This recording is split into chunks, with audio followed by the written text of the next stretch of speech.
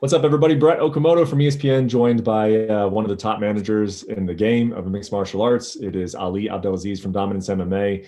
Going to rapid fire go through a lot of your guys today, Ali. But first and foremost, I want to know looks like you had a great seat for Kamaru versus Jorge. Fans were back. The fight was, pretty remarkable. The event was remarkable. What was it like for you to be in that arena and be part of, that moment in the sport's history? Honestly, it was just, I want to thank everyone who was involved. I want to thank the UFC, Dana White, Kamaru, Jorge Masvidal, because they give Rose all the other champion fought, because they give us something we are missed. And this is what it's sport about. It's about the energy in the building. And it was so amazing to be in this building. And a lot of people put a lot of hard work. A lot of people take a lot of heat for even having this event on, and it was successful. And the ending was amazing.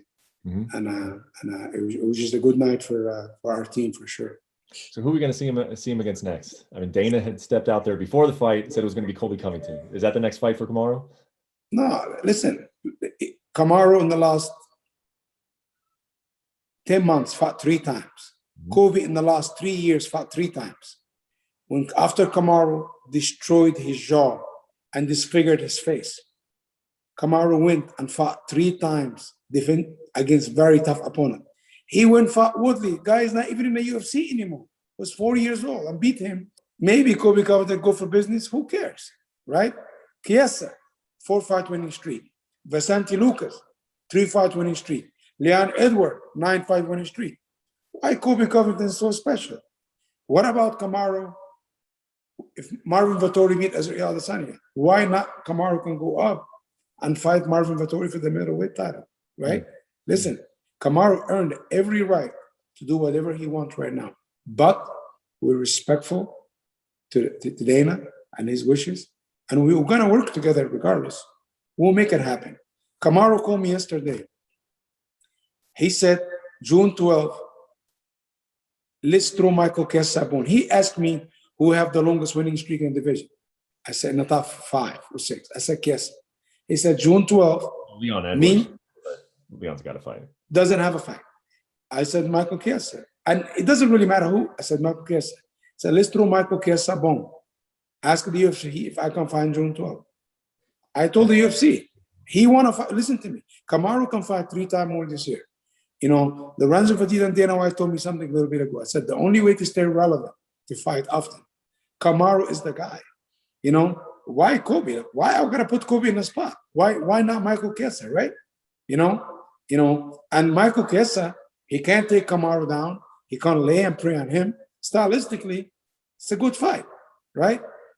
I think Kamaru, not 10 times out of 10 will beat him. And I love Michael Chiesa, but why I will not give him an opportunity, right? But I'm not the promoter. I'm not Dana White.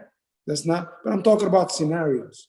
So you're telling me that Kamaru wants to fight on June 12th? And June 12th, 100%. A chance of that happening, though? You send me a contract, June 12th, Kamaru Usman will fight Michael Chiesa. Wow. Or whoever on a winning streak. It can be Vicente Luque. But I don't want to say that because he's my guy, because people say we try to do it because you're guy. No, Michael Chiesa have the longest winning streak. He deserves it.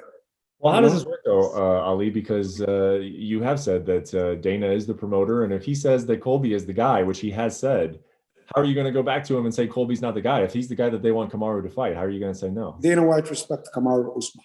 Let's get this clear. They respect each other. They have a beautiful relationship. You understand? They have a great relationship. One thing about Dana, people doesn't know.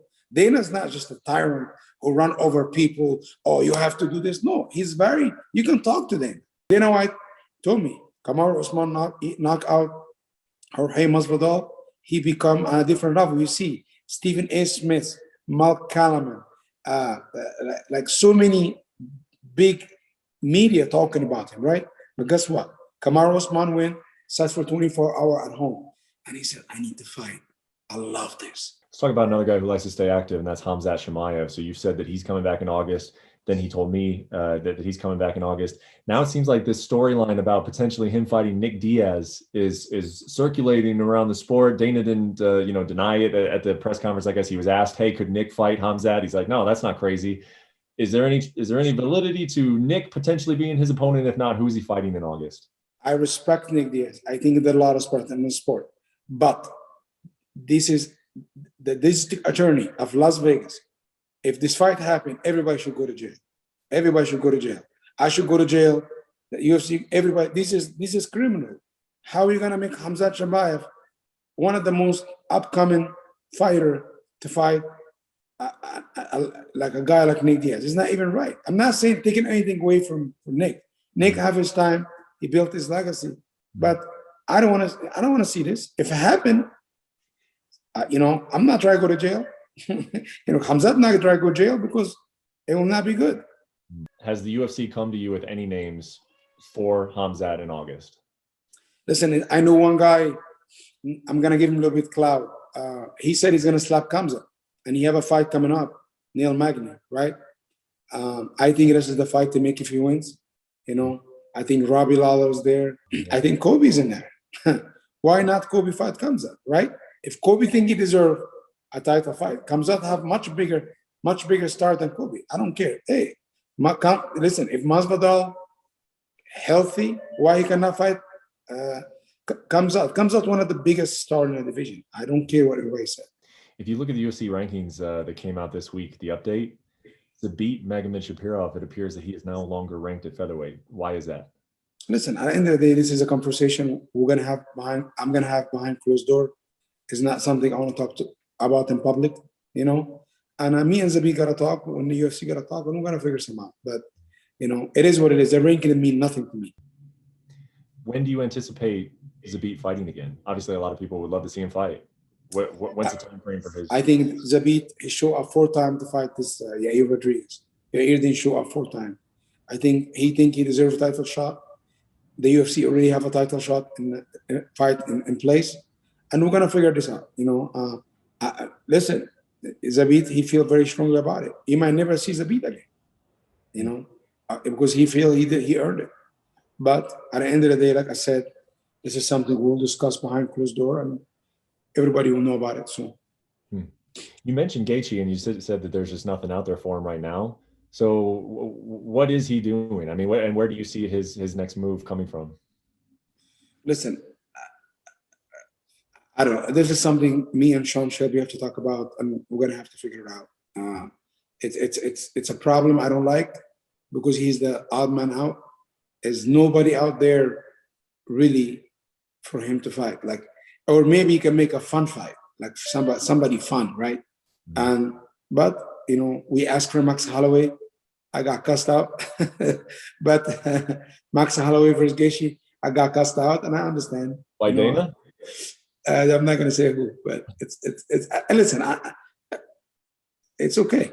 It's okay. But I'm gonna ask. It's no problem. It's not gonna hurt me. How about Islam Makhachev? Obviously, I know Ramadan is impacting his schedule right now, but he's coming off that big win against Drew Dober. What do you think is next for Islam? We got offered to fight Paul Felder, right? Love Paul, respect him, not call him out anything. And I don't know if this is where it's going, but I don't think it's going the right direction. I think Islam Makhachev doesn't have a fight right now. Rafael dos Anjos doesn't have a fight right now. They're supposed to fight. Maybe we can see this because both guys fight, or maybe Islam fight Hooker, But one fight excited me for Justin as a fan, just a fan. I know he stepped in and take a fight on a short notice. I think Paul Felder, Justin Gaethje is just fun fight, right? It's nothing makes sense.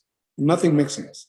But I don't think in the ranking maybe it doesn't make sense. Maybe it doesn't make sense for the UFC or Sean, and I respect also their view on it. But for fun, for the fan, Gaethje Felder is a great fight. Yeah. You've got a lot of other fighters on your roster, but I'm going to finish up the interview for today by asking about one that's not, and that's Jon Jones. Because when he put out that he had split with his management, a lot of people speculated online. I saw this yesterday that he might be signing with you. So I got to ask the question because the internet wants to know the answer to it. Have you had any talks with Jon, and have you had any talks with Jon to represent him? Me and Jon talked like a year ago. We listen. First of all, I think Jon is misunderstood a lot. I think he's a decent human being, and I think he wears his emotion off his sleeve. But he's fighting for himself. Listen, if any advice I'll give him, I know it's frustrating. I know it's hard, Jon, but listen to me. You are a legend. You're pound for pound one of the greatest ever. You should not have to go on Twitter to defend yourself, right? It makes me sad. If you have beef with Dana White, Dana's not as hard to deal with. Everybody think he's this monster with 3 horns, right? He's not. He's just actually a decent guy, and you're a decent guy. Sit with him, have a dinner, you and him, one-on-one. I guarantee you, these 2 gentlemen will find a solution. I'm not having talk with Jon, and it's actually making me sad to see what he's going through. Because listen, all fighters deserve. If you give me 20 million, I want 30 million. If you give me 10 million, I want 20 million. That's the name of the game. Everybody want more. Dana White want more. I want more. The fighter want more, right? But it's our job to meet in a very peaceful, respectful place. Of course, if somebody called me and said, help Jon, of course, I'll help Jon. You understand? Listen, I helped Georges St. Pierre to fight Michael Bisping. I flew in from Canada to fly on Dana's plane to meet Ari. I didn't make $1 off it. Did I do that for Jon? Yeah, I will help him for sure. Even without nothing, I will help him to just help a young man who try to make money, right? And the other side are so mad because it's become, when you involve the media or involve the public, it's hard to control. Get off social media. Dana, sit back a little bit. You know what I'm saying? Let people handle this. Thank you for watching ESPN on YouTube. For live streaming sports and premium content, subscribe to ESPN+.